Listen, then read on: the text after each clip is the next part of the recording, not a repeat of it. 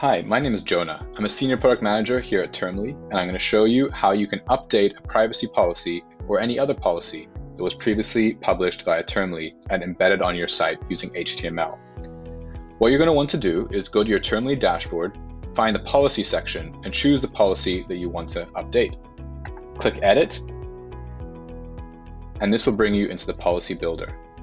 From the Policy Builder, you want to go step by step through this form and update and review all the questions that you'd previously answered.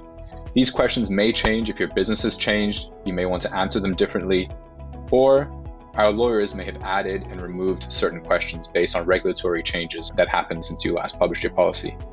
You can preview the output at any time, and once you're happy, get to the final page.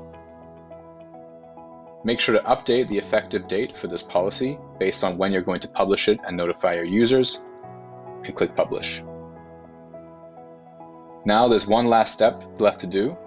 Add to your website, copy the HTML to clipboard, and paste that on the page where your policy was living before. Now your users will see the latest version available to them that's up to date and ensuring that your business and all of its practices are covered and up to date as well. If you have any questions, please don't hesitate to reach out to us at support@termly.io. You can also use the chat widget or go to help.termly.io to find more information. Thank you.